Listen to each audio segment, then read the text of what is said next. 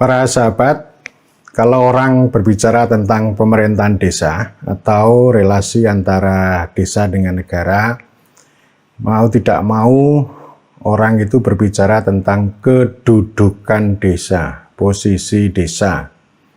Posisi atau kedudukan itu berkaitan dengan pertama soal letak, di mana dia letaknya di dalam negara Republik Indonesia ini, dan kemudian yang kedua adalah bentuk atau sosok desa itu di dalam ketatanegaraan NKRI begitu.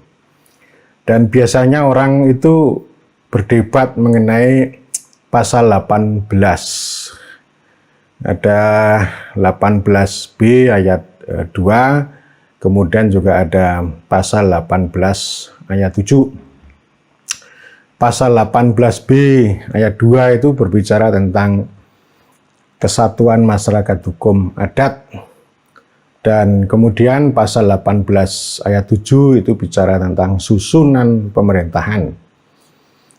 Kalau kesatuan masyarakat hukum adat itu diperdebatkan sedemikian rupa.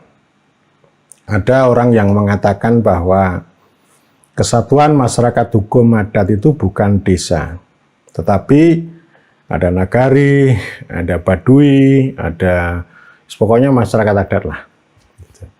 Jadi desa menurut cara pandang ini bukan kesatuan masyarakat hukum adat, karena pemerintahan desa itu menurut cara pandang ini saya anggap sebagai legal formalis. Orang legal formalis mengatakan bahwa pemerintahan desa itu bentukan kolonial. Itu sudah bukan asli lagi, dan lebih tegas lagi merupakan bentukan pemerintahan Orde Baru. Lalu saya mengatakan bahwa setiap rezim itu ya selalu mengkonstruksi desa sesuai dengan kepentingannya, sesuai dengan karakter atau formasi rezim yang di atas desa itu. Kemudian ada juga pihak yang kedua yang lebih lentur, mengatakan bahwa apa yang disebut dengan kesatuan masyarakat hukum adat adalah desa atau nama lain. Karena kan konsepnya ini namanya kesatuan, bukan sekedar masyarakat adat. Ya, jadi kesatuan ya, kesatuan itu berarti ada teritorinya gitu. Dan desa atau nama lain itu artinya ada negeri, ada nagari, ada kampung. Itu dalam perjalanan historis ya itulah disebut sebagai kesatuan masyarakat hukum adat. Ya pasti itu itu debatnya akan terus menerus dan seru itu. Tapi saya ingin mengatakan dua hal. Yang pertama ya apa yang disebut dengan kesatuan masyarakat hukum adat atau desa yang terus-menerus dikonstruksi itu ya itu kolonial juga gitu. Jadi yang disebut kolonial itu tidak hanya pemerintahan desa, kesatuan masyarakat hukum adat atau yang disebut dengan Inlands Wetenskapen apa ya, atau apa namanya Volksgemeenschap ya, Gemeenschap bukan Wetenskapen. Kalau Wetenskapen itu kan ilmu, Inlands Gemeenskapen ya bahasa Belanda, itu saya nggak ngerti gitu. Itu konstruksi kolonial juga. Jadi jangan dikira yang konstruksi kolonial hanya pemerintahan desa semata gitu. Itu kesatuan masyarakat hukum adat juga begitu. Ya, dimulai dari Victor Korn, kemudian dilanjutkan oleh Van Vollenhoven. Van Vollenhoven itu menghasilkan karya yang sudah di bahasa Indonesia kan namanya Penemuan Hukum Adat. Ya memang dulu begitu, semuanya ya pakai adat. Dan kemudian begitu datang kolonial ya dikonstruksi sedemikian rupa, berubah-ubah, termasuk pada masa pembentukan konstitusi itu juga perdebatan yang sengit gitu. Itu argumen saya yang pertama. Kemudian yang kedua, saya mengacu pada salah satu tokoh yang mempromosikan atau merancang otonomi desa di daerah istimewa Yogyakarta, yaitu Profesor Selo Soemardjan. Beliau juga Bapak Sosiologi Indonesia. Jadi beliau sejak tahun 56 itu sudah mengatakan bahwa ini debat ini nggak selesai nih, debat soal kedudukan desa itu. Mau apa namanya, Volksgemen atau Selbstbesteurendu apa itu saya nggak ngerti ya. Jadi yang satu itu namanya pemerintah daerah, pemerintah lokal, yang satu Satuan Masyarakat Hukum Adat. Profesor Selo Soemardjan mengatakan bahwa orang terus-menerus berdebat, tetapi sikap politik pemerintah tidak pernah jelas. Itu saya sebut sebagai pandangan realis. Kalau orang terus-menerus berdebat mengenai dua kosakata bahasa Belanda itu namanya legal formalis. Jadi kalau orang legal formalis cuma berputar-putar di situ, tapi antisosial, anti politik. Ya. Jadi kalau misalnya desa itu dibiarkan menjadi kesatuan masyarakat hukum adat, itu juga kolonial. Tapi ditarik ke dalam tubuh negara, itu dijadikan sebagai pemerintah lokal, itu juga sama aja. Artinya desa itu diserap ke dalam tubuh Binnenlandbestuur, Inlandsbestuur, dimasukkan dalam tubuh birokrasi. Ya. Jadi sama aja. Kalau ada profesor mengatakan desa itu kolonial, dia itu sedang menggunakan perspektif kolonial yang satunya lagi. Karena kolonial itu kan punya dua ya, yang tadi, yang Kesatuan Masyarakat Hukum Adat, atau yang satunya itu Dorpsbestuur, ya, atau desa bestur gitu. Tapi yang satu lagi ya bestur, yang satunya lagi namanya Binnenlandbestuur atau Inlandsbestuur, itu juga kolonial. Jadi artinya ini ada profesor menggunakan bestur ini untuk menilai yang namanya Volksgemeenschapppen.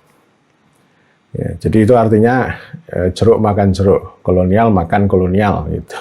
Sama, kolonial teriak kolonial, sama, ya. Dan itu di sepanjang perjalanan karir saya berbicara tentang desa, itu selalu muncul.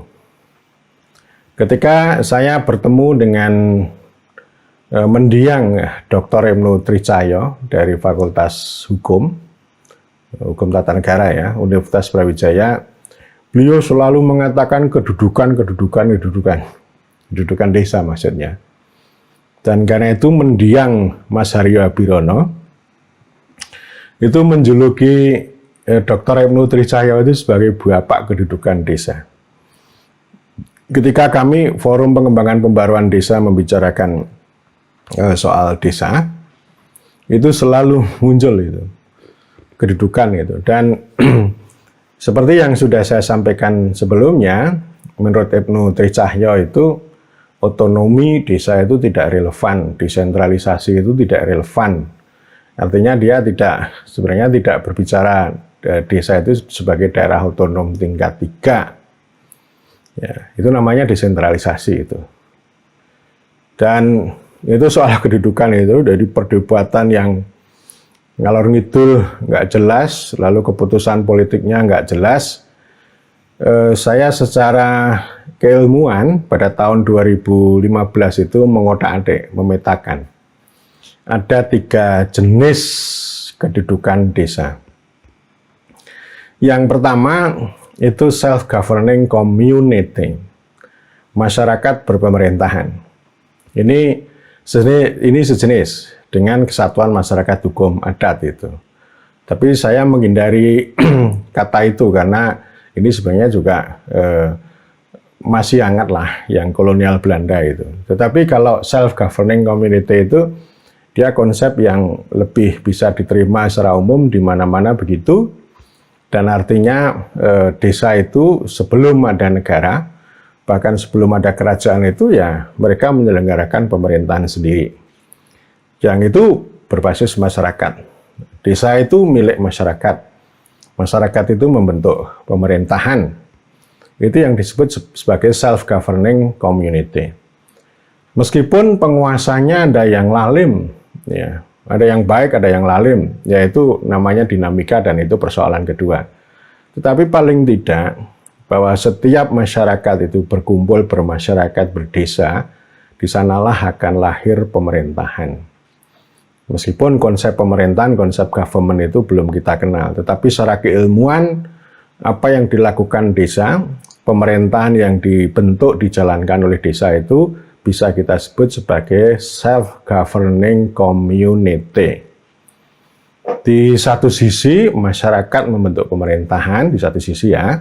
Di sisi yang lain, itu pemerintahan yang bercorak masyarakat, berbasis masyarakat. Jadi, tidak berbicara negara. Meskipun dalam perjalanannya, para antropolog itu juga menyebut desa itu sebagai petty state atau micro state atau disebut sebagai negara kecil atau negara desa. Demikian juga dengan literatur kolonial Inggris itu dikenal dengan republik desa. Artinya desa itu meskipun kecil begitu, tapi dia punya wilayah, jelas ya. Punya otoritas, punya pemerintahan, punya hukum, punya kekayaan, punya penduduk, punya masyarakat. Yang kemudian itu disebut sebagai self-governing itu tadi. Jadi, ya memerintah dirinya sendiri.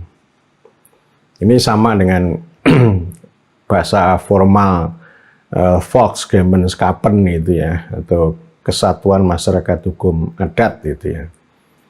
Ya, tapi kesatuan masyarakat hukum adat itu kan khas itu. Tapi kalau self-governing itu kan umum di mana-mana ada.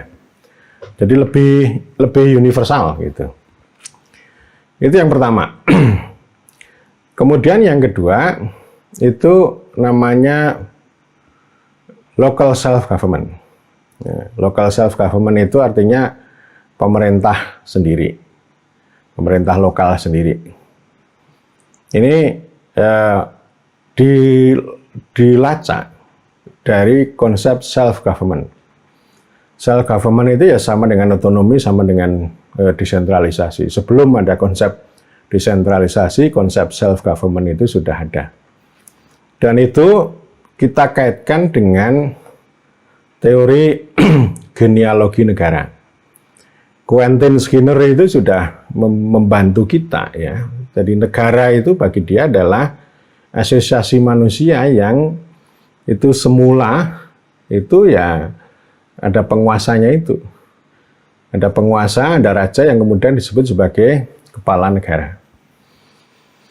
Nah, secara tipologis, Quentin Skinner itu kan membedakan ada tipe yang absolut. Jadi absolut itu ya semuanya dikuasai oleh raja itu. Segala aspek pemerintahan itu dikuasai oleh raja. Bahkan pengadilan kehakiman pun juga sangat tergantung pada raja. Ini absolut. Yang kemudian ini dalam literatur yang lain disebut sebagai despotisme. Gitu. Jadi semuanya atas kehendak raja, atas titah raja. Ya, sehingga ini ibarat manusia, gitu. Ibarat tubuh manusia, Quentin Skinner menggambarkan, itu ya artinya tubuh, kaki, tangan, dan sebagainya itu atas perintah kepala. Jadi tubuh, kaki, tangan itu tidak punya otonomi, gitu. Tidak bisa melangkah sendiri. Itu semuanya adalah terkendali oleh kepala, gitu. Kemudian yang kedua, Quentin Skinner melihat sebaliknya. Itu cara pandang yang populis. Yang populis itu artinya ini ada pemisahan antara kepala dengan tubuh. Tubuh itu termasuk kaki tangan. Ya. Yang kepala itu namanya kepala negara. Ya. Si raja itu dalam perjalanannya kemudian dikenal dengan monarki konstitusional itu. Kemudian tubuh kaki tangan ini memiliki apa yang disebut dengan self-government, yaitu pemerintah sendiri. Lalu ada pemilahan antara kepala negara dengan kepala pemerintahan. Jadi secara makronya ada raja, ada ratu, ada kanselir, ada kaisar, itu yang bertindak sebagai kepala negara, yang lebih banyak simbolik. Jadi ini urusan merawat statisme negara itu. Kemudian yang kedua ada kepala pemerintahan yang lebih dinamis, ya. Yang kemudian ini melahirkan representative government, self-government, democratic government itu. Yang satu berbicara the state atau negara, yang satu berbicara tentang pemerintah. Jadi self-government, pemerintah sendiri ini itu memang tumbuh dari rakyat, itu bukan dari kepala negara, bukan dari raja. Inilah yang kemudian akan menjiwai tumbuhnya demokrasi. Setelah demokrasi lalu tumbuh devolusi atau desentralisasi. Jadi ini level kedua ya. Kalau tadi makronya, kemudian yang kedua mesonya itu tumbuh pemerintah daerah. Pemerintah daerah ini ya itu terpisah atau terdevolusi dari pemerintah pusat. Artinya daerah itu juga negara yang itu pada level menengah gitu. Nah, lalu di sana muncul local self government. Termasuk nanti pada level mikro adalah desa. Jadi ini artinya daerah sama desa ini memiliki pemerintahan sendiri, self-government, bersifat lokal, yang ini muncul atau dilahirkan atau dibentuk dengan asas devolusi atau desentralisasi. Ya, jadi kalau yang pertama tadi, ya, yang self-governing community itu kelak di kemudian hari melahirkan asas rekognisi, pengakuan, penghormatan, begitu. Kalau yang local self-government ini itu dibentuk atau dikembangkan begitu dengan menggunakan asas desentralisasi atau devolusi. Kalau devolusi itu pemindahan, kalau desentralisasi itu penyerahan. Artinya apa? Artinya di dalam pemerintah lokal ini punya kekuasaan tersendiri yang dibentuk oleh cara-cara lokal. Bisa juga dibentuk oleh rakyat sendiri, pemerintah daerahnya. Di sisi lain, kewenangan daerah itu atau kewenangan desa itu nanti bersumber dari desentralisasi dari atas. Jadi intinya begitu ya. Dan ini artinya desa sebagai local self government ini itu mengacu pada pasal 18 ayat 7 susunan pemerintahan itu ya. Artinya sedemikian rupa. Dan ini pernah diterapkan juga oleh Undang-Undang 22 tahun 48. Atau yang kemudian dikenal sebagai daerah otonom tingkat 3. Ya, daerah otonom tingkat 3 itu artinya di satu sisi desa itu ditarik ke dalam tubuh negara, dia bukan di luar negara. Artinya bukan self-governing community, bukan sebagai Volksgemeinschappen gitu, tetapi self-besturendu. Ya, self-besturendu gitu ya, pemerintah lokal. Jadi itu namanya desentralisasi. Ini pemerintah lokal begitu, dan setelah ditarik lalu dikasih yang namanya kewenangan dari atas. Itu namanya desentralisasi. Tetapi di dalam desa sendiri yang namanya kepala desa atau pemerintah desa itu dibentuk oleh lokalitas, dibentuk oleh rakyat setempat. Kepala desanya bukan ditunjuk dari atas, ya. Dan artinya bukan juga diawasi atau dipegang kepalanya begitu ya. Ini namanya local self government gitu. Jadi prinsipnya begitu ya. Jadi jelas kalau self governing itu nanti ya asal usul begitu, asal usul, kewenangannya asal usul, bukan pemberian. Lalu negara itu mengakui, menghormati. Kalau yang ini itu namanya penyerahan. Oke, itu dua. Kemudian yang ketiga adalah local state government.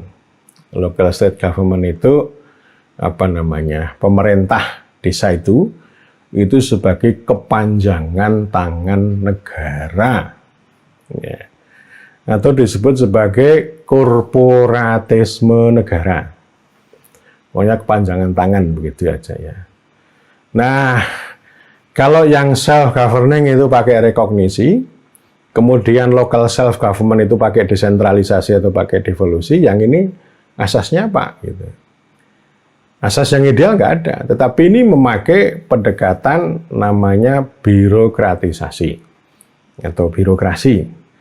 Artinya desa itu ya unit birokrasi, karena kepanjangan tangan negara tadi, atau negaranisasi, negara yang bercorak birokratik, negara pegawai itu masuk ke dalam tubuh desa, atau paling tidak dia menyerap kepala desa itu sebagai bagian dari birokrasi.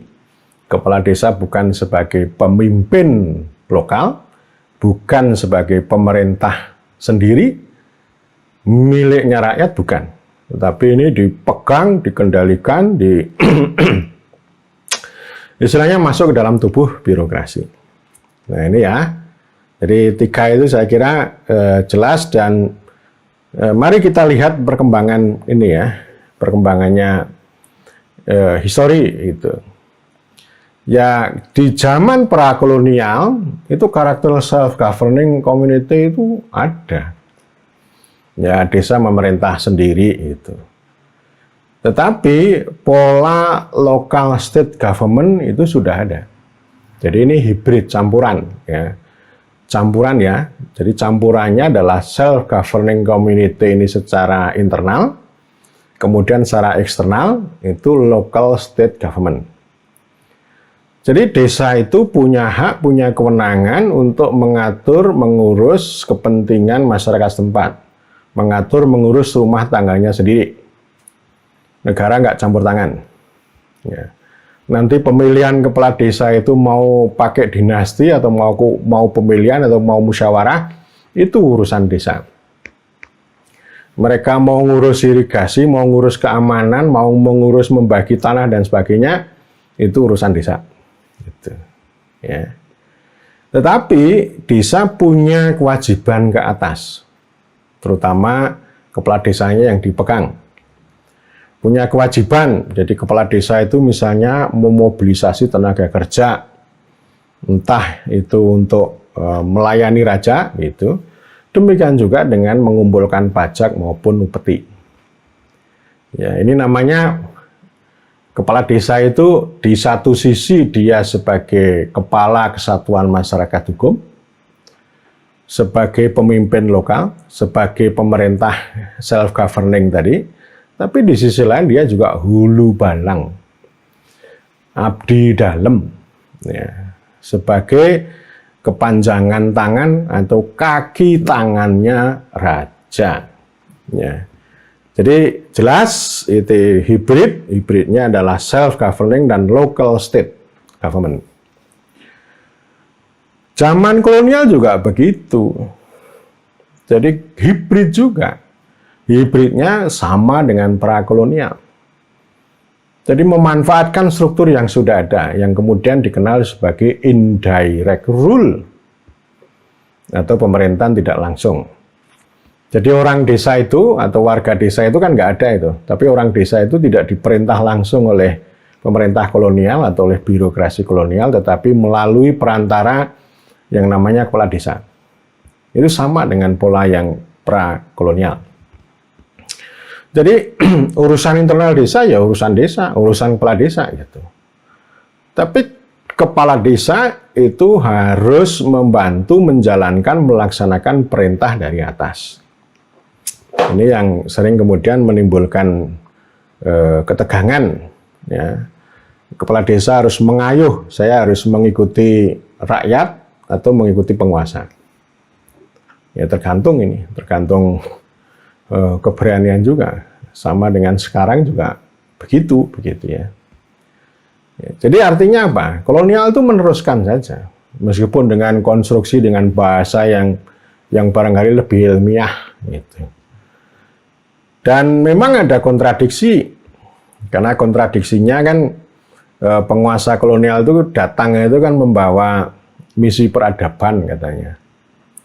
Kemudian yang kedua, mereka itu pengen melindungi Republik Desa itu dari kelaliman penguasa lokal. Itu siapapun modelnya begitu.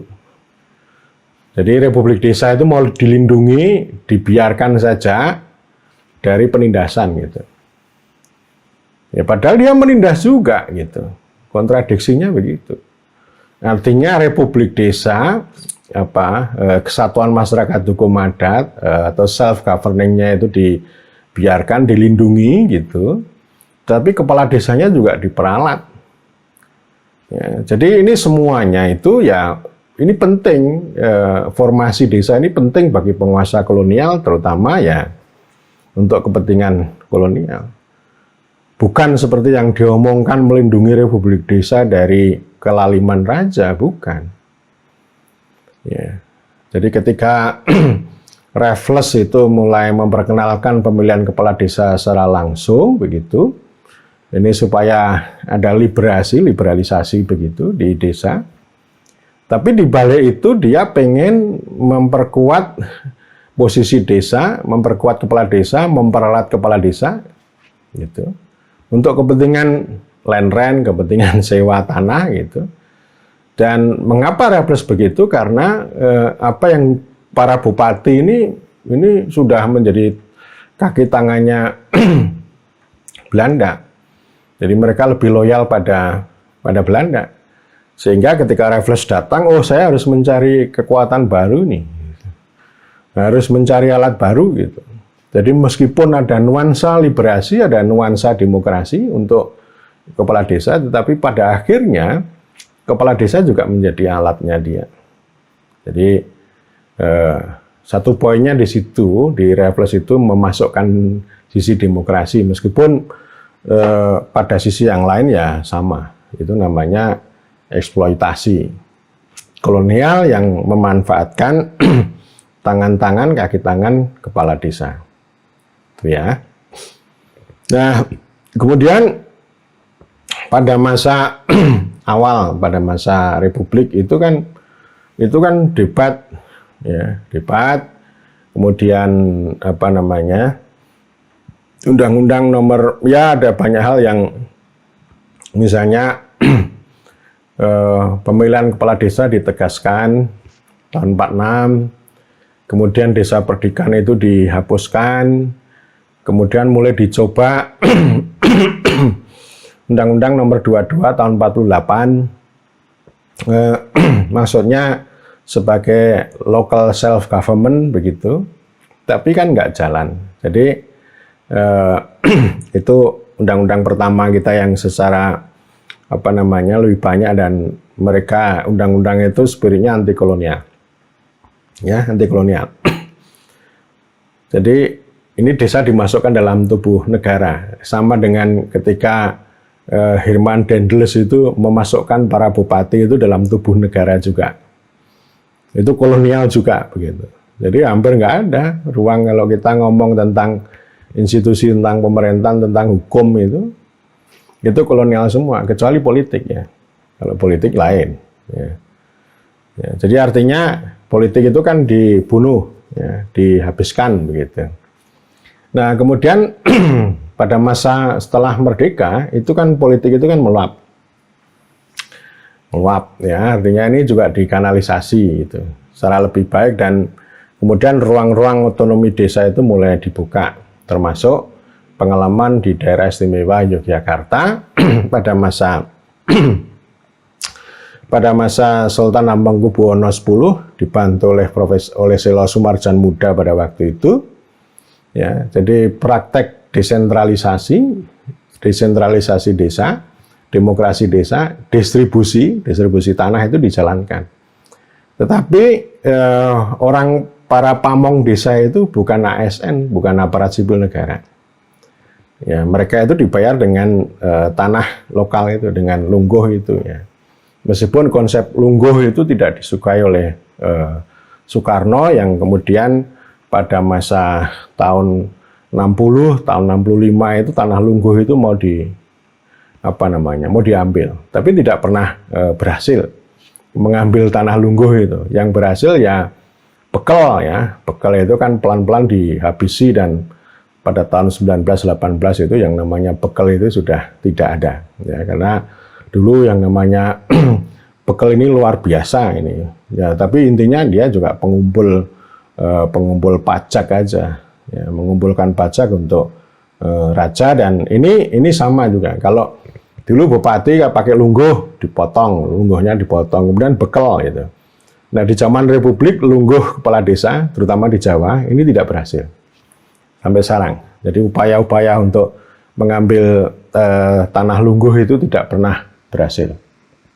Yang mau saya katakan bahwa pada era 45, 48, kemudian sampai tahun 65 itu secara formal negara itu mengendaki desa itu sebagai daerah otonom tingkat 3 atau sebagai local self government.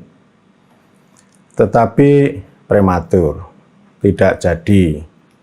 Selain undang-undang yang terus berubah, itu pertama bahwa kekuasaan infrastruktural negara itu belum banyak. Ya. Jadi buktinya ya para perangkat desa kan tidak dijadikan sebagai perangkat negara atau menjadi PNS atau aparat sipil negara. Jadi artinya kapasitas negara untuk membiayai itu kan belum ada. Dan buktinya ya desa itu kan membiayai dirinya sendiri begitu. Satu. Yang kedua, ya di lokal dalam formasi desa itu masih ada dualisme juga. Di satu sisi ada pemerintah desa yang disebut sebagai bagian dari negara. Di sisi lain yang namanya masyarakat adat, masyarakat lokal, kesatuan masyarakat hukum adat itu juga masih ada. Ya. Dan saya belum menemukan literatur termasuk buku yang disunting oleh Profesor Guncaraningrat. Di sana tidak ditemukan ada semacam ketegangan antara struktur adat dengan struktur pemerintah desa itu. Ya. Tapi poin saya ada dualisme. Artinya yang lama itu belum hilang, yang baru belum terbentuk. Karena kekuasaan negara yang masih sangat terbatas, kuasa infrastruktural tadi yang terbatas, penetrasi negara ke dalam tubuh desa juga masih lemah. Bahkan bisa dibilang bahwa ikatan politik antara negara dengan desa itu masih longgar. Bahkan banyak juga para ilmuwan sosial itu menunjukkan ini ya, cita rasa keluargaan. Jadi ada loyalitas yang ganda, baik itu loyalitas lokal, entah itu pada adat maupun pada desa, dengan loyalitas sebagai warga negara. Jadi ganda, dual. Dan yang ketiga, contoh di daerah istimewa Yogyakarta itu ada hibrid. Formasi desa atau kedudukan desanya itu hibrid, campuran. Yang local self government juga sudah ada, ya, meskipun tidak sepenuhnya. Tetapi paling tidak ini ada pemerintah desa yang mengurus kepentingan publik, memberikan layanan publik, mengenal kewenangan-kewenangan publik yang jelas, kemudian punya struktur demokrasi yang modern, ada representasi, ada majelis rakyat kalurahan, ada DPR kalurahan, gitu. Itu ya. Tetapi di sisi lain, self-governing community juga masih ada. Dan itu terlembaga. Bukan secara alamiah, bukan secara sosiologis, tetapi secara kelembagaan pun ada. Ya, para pemerintah desa itu, ya, kepala desa, pamong desa, dan sebagainya itu bukan pegawai negara. Tetapi ya mereka orang lokal, dibiayai dengan kekayaan bondo desa sendiri. Jadi justru ini ya, jadi local self government yang lokal banget itu, yang unik banget. Jadi artinya local self government yang punya cita rasa self governing community yang punya cita rasa local self-government. Tetapi poin besarnya yang mau saya katakan bahwa sekali lagi local self-government yang dikehendaki oleh negara, yang konon itu didasari oleh semangat anti-kolonialisme, pengen membuat desa yang baru itu belum terbentuk. Prematur. Ya, prematur banget. Dan pada sisi yang lain itu di konstitusi itu kan masih ada Volksgemeinschappen, ya, masih ada di sana ya. Nah ini pada masa 45 tahun 65. Kemudian kalau pada masa Orde Baru jelas, kedudukannya jelas, tapi jelasnya pada local state government, ya, pemerintah desa sebagai kepanjangan tangan birokrasi, kepanjangan tangan negara. Yang adat itu dipisahkan sebagai fenomena sosiologis saja, bukan fenomena pemerintahan. Sejak tahun 79 semuanya diseragamkan dengan Undang-Undang Pemerintahan Desa. Seragam, namanya seragam, bentuknya seragam, semuanya di bawah kekuasaan camat. Desa sebagai pemerintahan terendah, gitu ya, di bawah camat. Ya.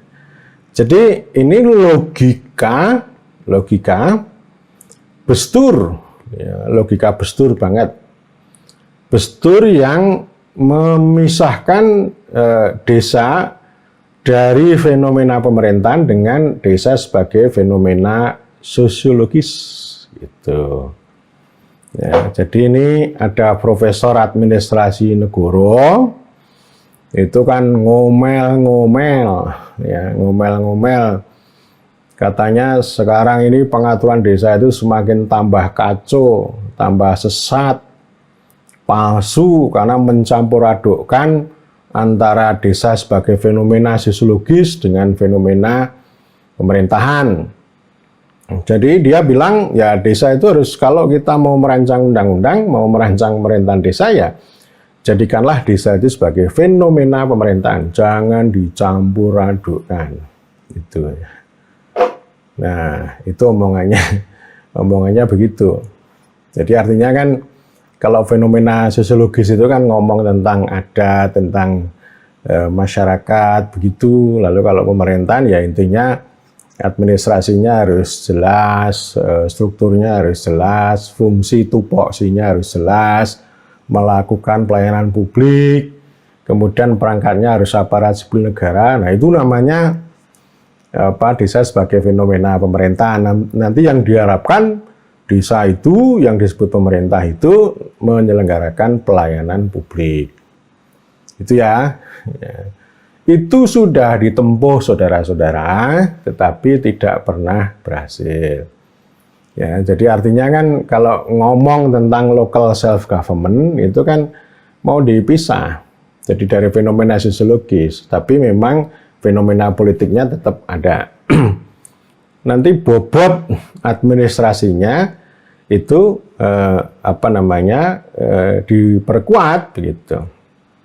Ya, jadi profesor ini itu mengkritik kolonial, mengkritik Orde Baru. Katanya pemerintahan desa itu bentukan kolonial dan bentukan Orde Baru. Ya. Yang kolonial itu katanya ini organisasi masyarakat yang diberi fungsi fungsi pemerintahan, sama juga dengan yang Orde Baru juga begitu katanya gitu ya. Ya artinya kan dia itu mengkritik yang satu, mengkritik yang adat tadi, yang fenomena sosiologis itu, pindah ke pemerintahan yang modern, tapi pemerintahan modern ini kan sebenarnya juga kolonial gitu. Ini kan bolak-balik saya katakan ini namanya kolonial teriak kolonial. Ya. Dan yang namanya Orde Baru itu, ya, dengan undang-undang pemerintahan desa itu juga sama. Itu memisahkan antara fenomena sosiologis dengan fenomena pemerintahan. Ini profesor ini ngeritik itu. Ngeritik dia tidak, pokoknya dia pengen memisahkan gitu. Tapi dia ngeritik Orde Baru gitu. Padahal Orde Baru itu ya memisahkan seperti yang disarankan oleh profesor itu. Gitu. Jadi dia ngeritik gitu. Ngeritik pemisahan antara pemerintahan sama sosiologi, tapi sarannya itu pemisahan juga. Ya. Jadi Orde Baru begitu, dipisahkan. Jadi yang adat itu ya biarkan menjadi fenomena masyarakat. Misalnya seperti Nagari di Sumatera Barat. Ya. Itu lalu dibentuk ada kerapatan adat Nagari itu di luar tuh. Kemudian di sana dibentuk namanya jorong-jorong. Itu kalau di Jawa namanya dusun ya. Itulah yang kemudian dibentuk unit pemerintah desa. Jumlahnya ada sekitar 5.000-an ya. Dan dulu memang digunakan siasat lokal juga untuk memperoleh bantuan desa, Inpres Bandes pada waktu itu gitu ya. Nah, yang adat itu di luar itu. Dan kemudian dibentuklah pada masa itu namanya lembaga adat. Ya, lembaga adat itu ya dibentuk secara hierarkis, itu namanya organisasi korporatis. Jadi adat itu bukan sebagai pemerintahan lagi itu. Jadi adat itu dikeluarkan, itu namanya pemisahan antara pemerintahan dengan sosiologi begitu. Padahal pemerintahan itu ada dalam masyarakat. Pemerintahan itu dibentuk akarnya sosiologi. Proses pembentukan pemerintahan namanya politik. Tapi kalau profesor administrasi negara ngomong pemerintahan itu, yang dua itu dihilangkan. Lebih banyak administrasi. Nanti ujungnya itu efektivitas itu, ya nggak bisa. Yang namanya pemerintahan itu ya tidak berdiri di ruang yang kosong, Bung. Ya, tapi berakar secara sosial begitu ya, dan terbentuk oleh proses politik. Jadi artinya di zaman Orde Baru itu kedudukan desa itu sebagai sebagai local state government. Jadi rumah tangga itu rumah tangga birokratis. Kalau yang urusan kemasyarakatan itu dipisahkan. Meskipun dalam praktek ya desa itu tetap menjalankan aspek kemasyarakatan. Gitu. Dan ini hampir sama dengan kolonial itu. Artinya cengkeraman local state government itu luar biasa kuat.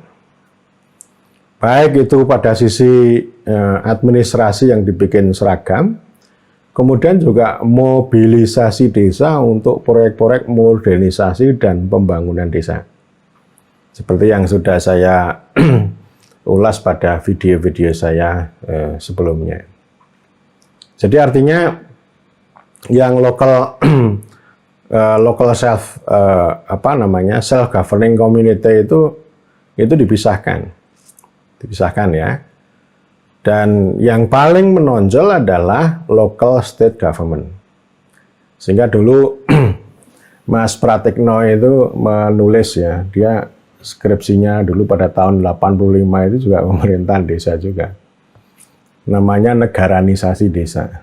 Ya. Terus kemudian pada tahun 2000-2001 ketika kami berdiskusi tentang desa, Mas Pratikno itu ngomong lagi bicara tentang negaranisasi desa, ya, menceritakan tentang pengalaman pada masa Orde Baru termasuk menghadirkan karya skripsi yang beliau tulis pada tahun 85.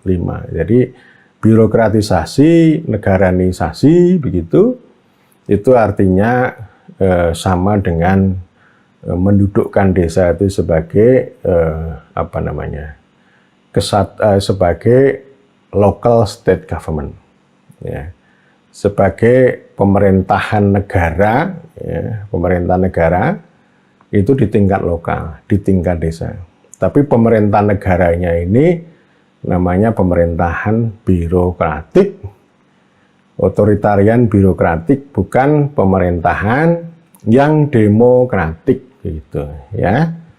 Nah, itu ya, meskipun di desa itu ada Pelkades, begitu, tapi Pelkades itu kan dirancang sedemikian rupa, gitu ya. Dan setelah jadi ya, kepala desa itu harus tunduk ke atas.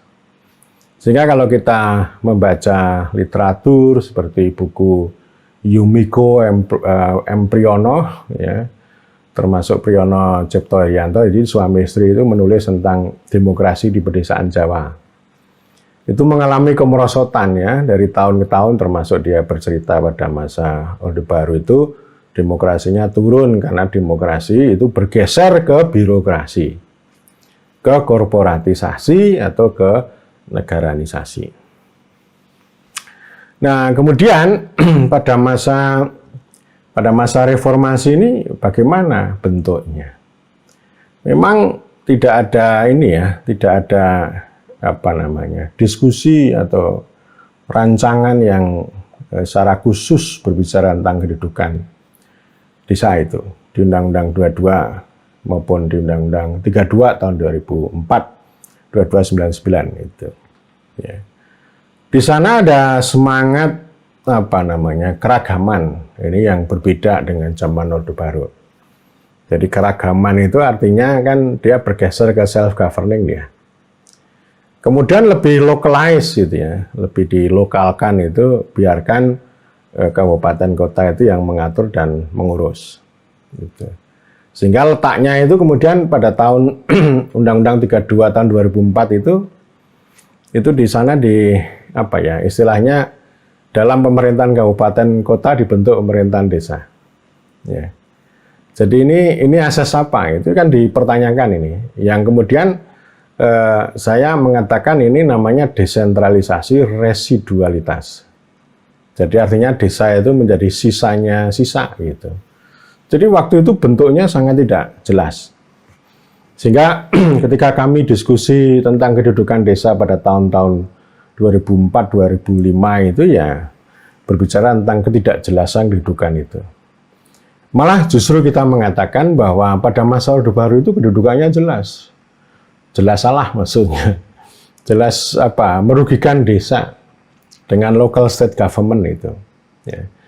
Nah, kalau di zaman Undang-Undang 22, 99 sama 32 itu ya ada sisi campurannya juga, tapi warnanya nggak menonjol ya.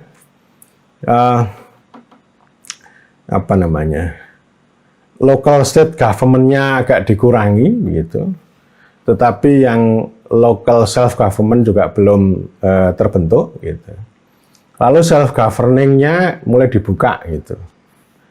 Tapi sekali lagi poin yang mau saya katakan ini asas yang paling menonjol itu adalah desentralisasi residualitas. Jadi artinya ini desentralisasi itu berbicara mengenai local self government gitu. Tapi local self government-nya terletak pada tangan kabupaten. Lalu bupati mengatakan bahwa otonomi berhenti di tangan saya. Dan kemudian desa itu dapat sisanya sisa. Kalau dapat, ya. Kan pada tahun 2006 itu ada Permendagri tentang penyerahan kewenangan, sebagian kewenangan dari kabupaten kota ke desa. Itu banyak banget tuh. Dan itu dikritik oleh banyak orang. Profesor Benyamin Hussein kritik, nggak bisa itu yang namanya pemerintah daerah otonom itu melimpahkan kewenangannya kepada unit yang lebih bawah lagi. Gitu. Profesor Sadu juga mengkritik, ini asasnya apa? Asas pragmatis katanya gitu. Lalu dalam sebuah diskusi ada senior Persaudaraan Girsang mengatakan bahwa ya kedudukan desa itu jelas. Jelasnya di mana? Jelasnya ya di ketidakjelasan itu ya. Jelas tapi tidak jelas gitu. Dan itu luar biasa ya, diskusi mengenai itu ya, mengenai kedudukan itu, dan terus saya sangat lelah ya. Ada yang selalu mengatakan begini ya, otonomi desentralisasi kan hanya berhenti di kabupaten, nggak bisa dibawa ke desa gitu. Ya, itu oke poin itu ya. Tetapi bukan berarti bahwa lalu desa dapat residu dari kabupaten. Konstitusi tidak bilang begitu gitu. Nah, orang yang bilang begini itu nggak mau berbicara kesatuan masyarakat hukum adat. Itu sudah masa lalu gitu. Itu bisa membahayakan NKRI katanya. Jangan dihidup-hidupkan lagi gitu. Perintah konstitusi itu kan negara mengakui menghormati kesatuan masyarakat hukum adat beserta hak tradisionalnya sepanjang masih ada. Gitu. Jadi itu bersyarat ya. Artinya kalau sudah mati ya jangan dihidup-hidupkan lagi. Itu kalau sosialisasi kan begitu kalau ngomong pasal 18 itu. Ya. Nah ini sekali lagi akhirnya kembali ke pasal 18B ayat 2 Kesatuan Masyarakat Hukum Adat yang dekat dengan self-governing community begitu. Lalu yang satu pasal 18 ayat 7. Ayat 7 ini bisa luwes apa namanya? Maksudnya luwes sesuai yang mengkonstruksi gitu.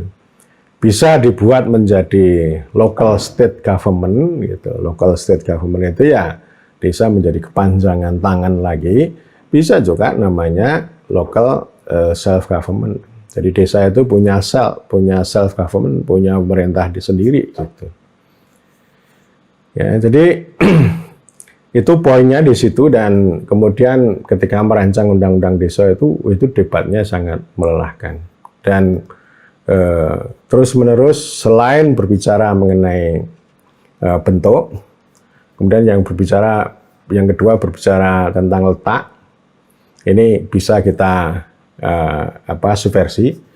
Kalau bahasa sebelumnya itu dalam pemerintahan kabupaten dibentuk pemerintahan desa, itu namanya mengandung cita rasa local self government begitu, atau desentralisasi yang residualitas. Nah itu kita subversi kalimatnya bahwa desa itu berada dalam wilayah kabupaten. Jadi bukan pemerintahan desa berada dalam pemerintahan kabupaten, tapi desa itu sebagai entitas itu berada dalam wilayah. Ini kan pendekatan teritorial, sama dengan nalar di Undang-Undang Pemerintahan Daerah bahwa wilayah NKRI itu dibagi menjadi provinsi, kabupaten, kota, kecamatan begitu, dan desa gitu. Jadi ini soal pembagian wilayah ya. Ini desa dulu ya. Artinya desa itu bukan berada dalam kantornya bupati, bukan, tapi berada di luar pagarnya bupati. Jadi itu yang pertama. Kemudian yang kedua ya berdebat soal asas ya. Asas misalnya ketika Panja itu bertanya ini, panitia kerja DPR bertanya, ini paradigma hubungan antara negara sama desa itu apa? Gitu. Itu debat yang sangat panjang, debatnya antara pasal tadi, pasal 18B ayat 2 versus pasal 18 ayat 7 begitu ya. Itu satu. Kemudian yang kedua ya soal asas. Soal asas itu, tetapi dalam sisi asas itu disepakati rekognisi dan subsidiaritas. Kalau rekognisi itu banyak disuarakan oleh sahabat Yando Zakaria, kalau subsidiaritas itu dari saya. Ya, nanti saya akan bahas secara khusus tentang kewenangan desa gitu ya. Ini pintu masuknya di sana. Itu diterima, tetapi ketika ngomong tentang cantolan pasal itu luar biasa. Artinya sebenarnya kalau rekognisi subsidiaritas sebenarnya ya itu self governing community dengan pengakuan penghormatan. Jadi bukan semata-mata pemberian. Itu ya. Nah, seharusnya clear di situ. Kedudukannya adalah self-governing community. Ya, memang self-governing community ini bisa bermasalah. Artinya dia bisa mengisolasi juga gitu. Kalau desa hanya self-governing begitu ya. Ya, yang murni begitu. Tapi kalau self-governing yang kemudian ini bisa didinamisir begitu, itu akan menjadi lebih menarik.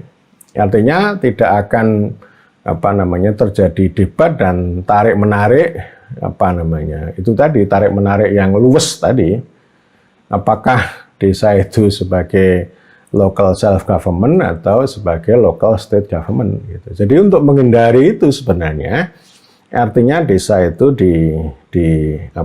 diakui, direkognisi, dihormati begitu sebagai self governing community, tetapi yang utamanya untuk mengatur, mengurus kepentingan masyarakat setempat. Ya. Dan nanti dinamisnya ya desa turun tangan, negara turun tangan itu melalui itu tadi distribusi uang untuk desa karena ini tuntutan ya. Jadi artinya nanti kewenangannya itu difokuskan pada kepentingan masyarakat setempat, bukan urusan pemerintahan yang memang sudah bias itu menjadi berkonotasi government, berkonotasi local self government atau local state government begitu. Ya, jadi ini asasnya sudah clear, tapi bentuk desanya debat ya. Debatnya ya panas dingin lah gitu ya. Luar biasa debatnya gitu. Pada akhirnya ada kesepakatan meskipun panas dingin ya. Kesepakatannya ya hybrid, sehingga dalam undang-undang desa terutama dalam penjelasan ya kedudukan desa ini campuran antara local self governing community, masyarakat yang berpemerintahan dengan local self government. Ya, local self government ini pemerintah lokal ya. Jadi itu kompromi. Kalau self governing community itu mengikuti pasal 18B ayat 2, ya, kemudian local self government itu mengikuti pasal 18 ayat 7, itu susunan pemerintahan. Ya. Kalimatnya jelas ya, bukan local state, bukan birokrasi, tetapi local self government. Ya. Tetapi ya, kelemahannya tidak ada kata desentralisasi di sana. Ya. Yang muncul adalah penugasan. Ya. Kalau mau tugas pembantuan kan nggak boleh, medebewin tidak boleh, karena medebewin itu adalah dari pemerintah pusat ke daerah otonom, lalu ke desa namanya penugasan. Ya. Jadi ini kontradiksinya di situ. Penugasan itu local state government. Jadi kepanjangan tangan. Ya. Panjangan tangan ya. Bukan pemerintahan sendiri. Nah, kalau desentralisasi beda. Ya. Desentralisasi itu ya itu namanya, kalau secara politik itu namanya devolusi. Ya. Nah, oleh karena itu ini campurannya di sana ya. Dikritik oleh banyak orang. Kritiknya macam-macam. Ya. Profesor administrasi negara banyak lah ini yang kritik. Gitu. Local self government itu Apa ini? Self-governing community, kesatuan masyarakat hukum adat, pasal 18B ayat 2 ini bukan untuk desa ini. Gitu. Ini untuk kesatuan masyarakat hukum adat. Gitu. Ya, jadi itu yang kaum legal formalis begitu ya. Jadi kan saya kan membedakan ada kaum legal formalis itu yang pintu masuknya di di pasal 18 itu. Ada yang aliran yang yang pragmatis lah. Ya. Kalau aliran birokratis pragmatis itu menggunakan pasal 18 ayat 7 karena dari sana itu bisa menjadi pintu masuk untuk memasukkan birokratisasi. Bestur lah. Bestur ya, pemerintahan palsu ala kolonial itu sebagai pintu masuknya gitu. Ya, jadi bukan dalam pengertian local self government, bukan. Ya. Jadi ini artinya ya itulah kesepakatannya begitu, komprominya, terus kemudian mau tidak mau kan kita harus menjelaskan. Ya, menjelaskan itu artinya begini, ini hibrid ini kan kelebihannya satu ya, dia itu tidak bisa dipegang, artinya maksudnya itu dengan cara dia setengah di luar setengah di dalam itu, maksudnya supaya desa itu tidak mudah dicengkeram oleh bestur, oleh binaan bestur, artinya otonominya itu bisa tumbuh berkembang. Ini sama dengan prinsip seperti disampaikan oleh Clifford Geertz, namanya kolektivisme pluralistik gitu ya. Jadi bukan kolektivisme monolitik ya. Kalau kolektivisme monolitik itu ini model desa-desa Jawa Orde Baru itu begitu ya.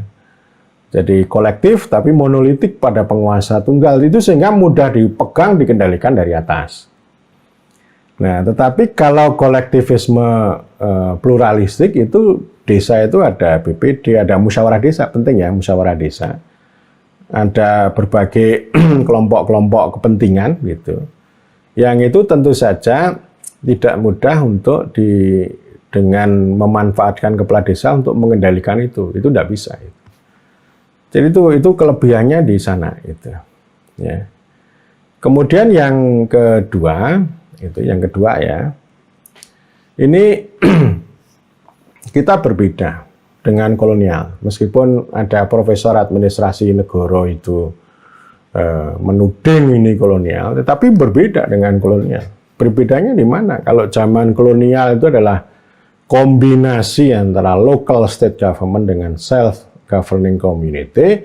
Kalau ini kombinasi antara local self-government dengan self-governing community. Jadi berbeda.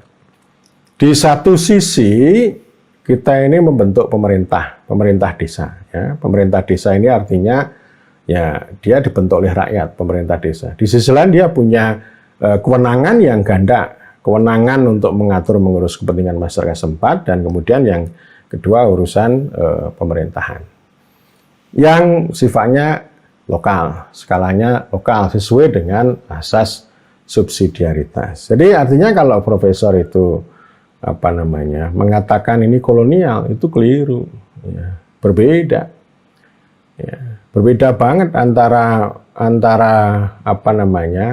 prinsip local state government dengan self governing community, lalu yang kedua ini local self government dengan self governing community ini dua hal yang berbeda gitu.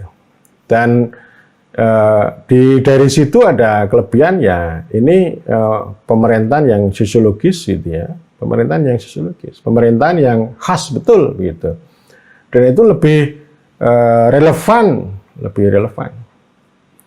daripada kalau ini terlalu sosiologis banget, maksudnya hanya self governing itu namanya mengisolasi ya. Tadi kan kritik kita kan ini kelebihan berikutnya ya, artinya kita tidak mengisolasi desa dengan sesuatu yang sangat parokial banget gitu ya, tetapi poinnya kan kepentingan masyarakat setempat ini itu menjadi pintu masuk. Jadi ini kepentingan masyarakat setempat ini juga itu urusan publik yang dalam lingkup desa. Gitu ya. Nah, kemudian local self government itu kan artinya ini kepala desa ini pemerintah ya, bukan sekedar pemimpin, punya kekuasaan, punya hak, punya kewenangan, punya kewajiban, punya tanggung jawab. Jadi ini artinya kelebihannya lagi bahwa ini village government, bukan Dorpsbestuur, ya, bukan Dorpsbestuur. Kalau menurut Ego kolonial, Dorpsbestuur atau desa bestuur. Intinya apa? Administrasi desa. Nah, menurut Undang-Undang Desa ini, itu bukan sekedar administrasi desa, tetapi pemerintah desa. Pemerintah desa itu artinya apa? Ya, pemerintah desa, dia dibentuk secara politik, satu ya, jelas ya, oleh orang lokal lah, oleh rakyat. Kemudian yang berikutnya, ya berbuat secara hukum sesuai dengan lokalitas, dengan prinsip memerintah sendiri, disesuaikan dengan konteks lokal, dengan prakarsa lokal, dengan kepentingan masyarakat lokal atau masyarakat setempat. Jadi kepala desa sebagai kepala pemerintahan desa atau sebagai pemerintah desa ya berbuat secara politik.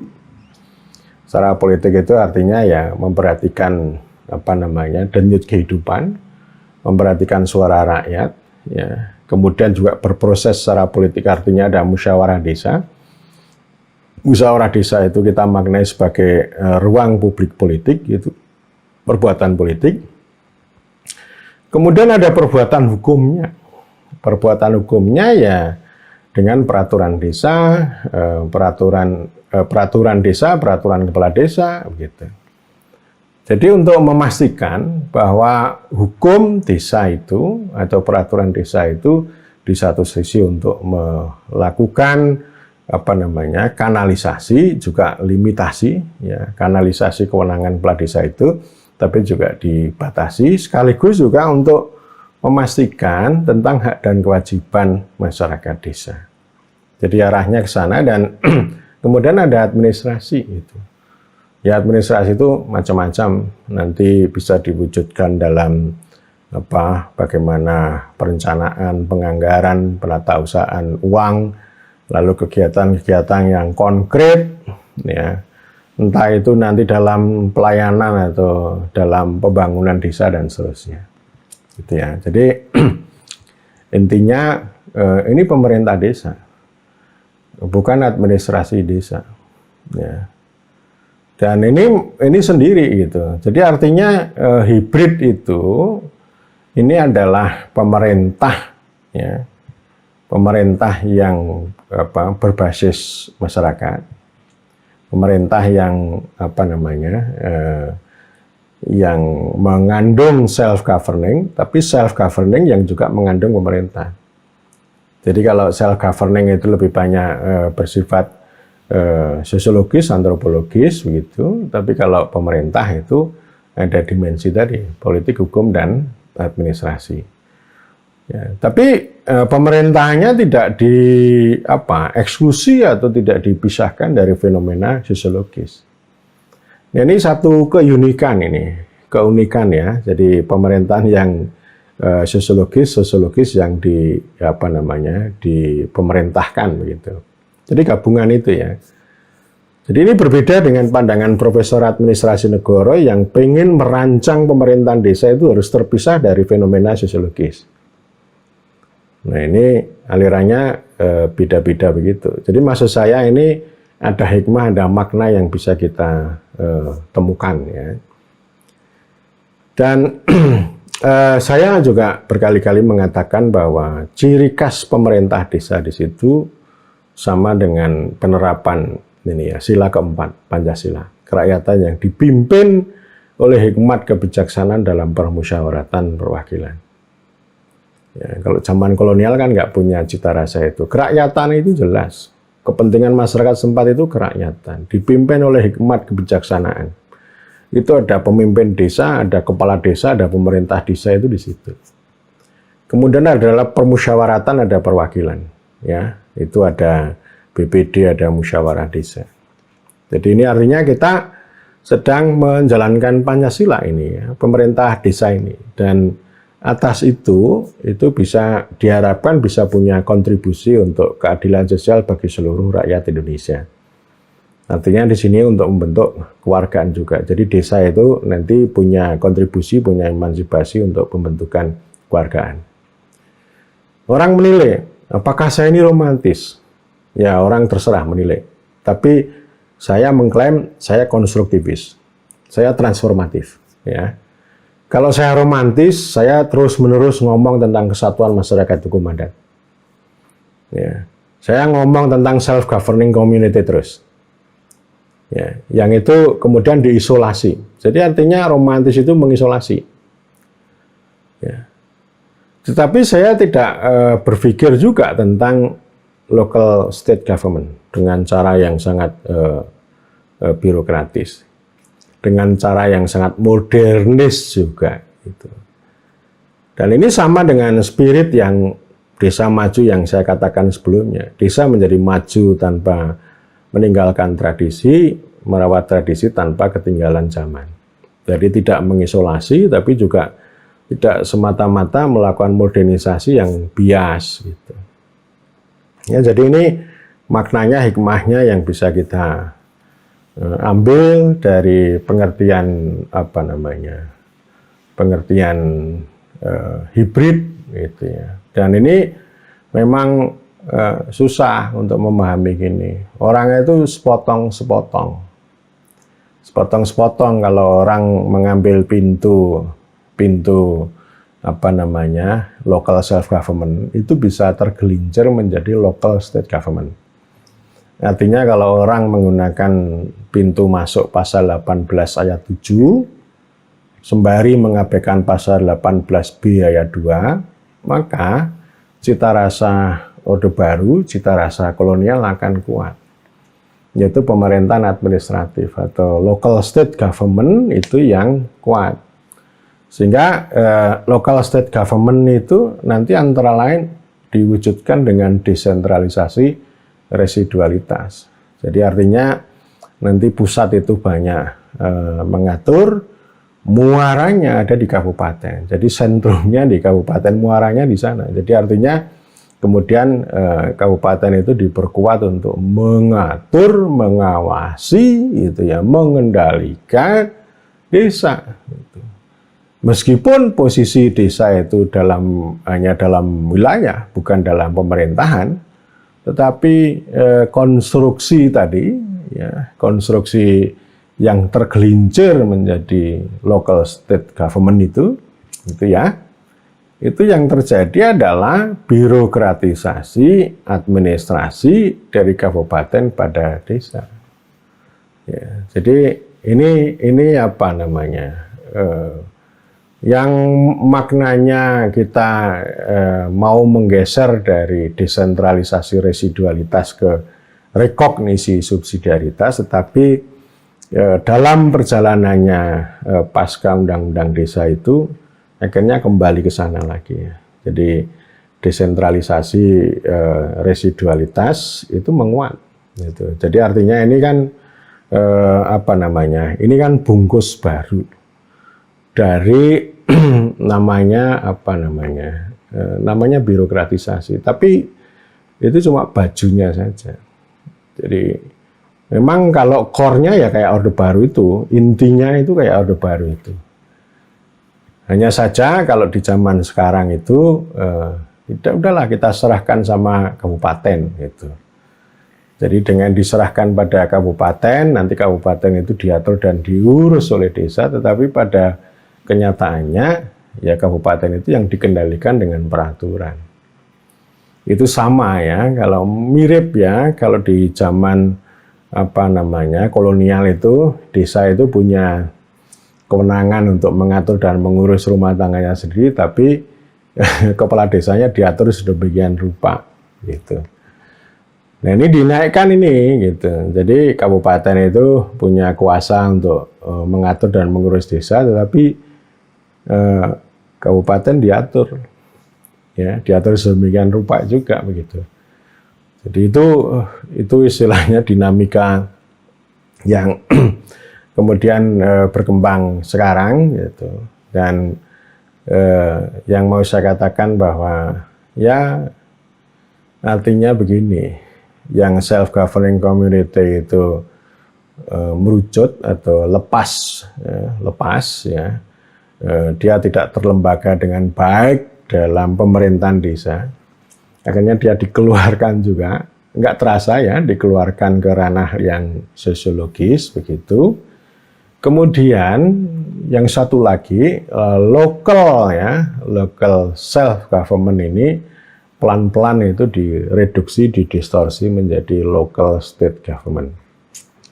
Ya, jadi apalagi kalau sekarang kemudian ada dana desa ya. Jadi dana desa itu menjadi alasan utama. Jadi memang garisnya begini ya, garisnya itu hierarki tadi dengan mengacu pada 18 ayat 7 itu menjadi tumpangan untuk menghidupkan birokratisasi yang ini mengancam rekognisi dan subsidiaritas.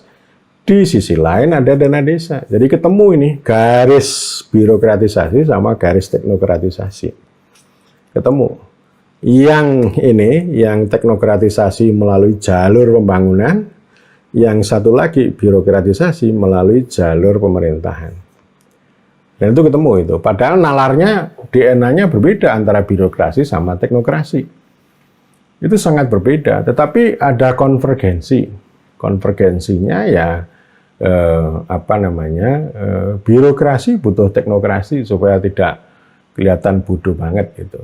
Tapi birokrasi juga punya kepentingan bagaimana masuk ke ranah pembangunan, masuk ke ranah dana desa. Supaya dana desa itu tidak berdiri sendiri lepas ya menjadi pembangunan. Dia juga ikut mengontrol. Di sisi lain teknokrasi itu juga butuh birokrasi. Karena kalau nggak ada birokrasi ya tidak akan jadi teknokrasi. Kepintaran yang bodoh itu tidak bisa berkuasa mengendalikan desa kalau tidak masuk ke dalam birokrasi. Dan karena itu titik temu antara birokrasi dan teknokrasi itu terletak pada regulasi, administrasi, proyek, aplikasi, begitu ya. Jadi ada titik temu, aplikasi itu menjadi titik temu itu pengendalian dari atas pada desa dengan proyek-proyek dana desa itu.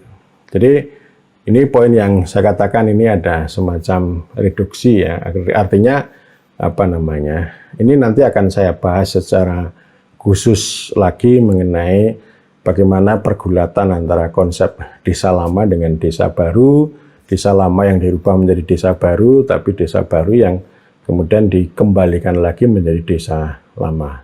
Saya kira demikian.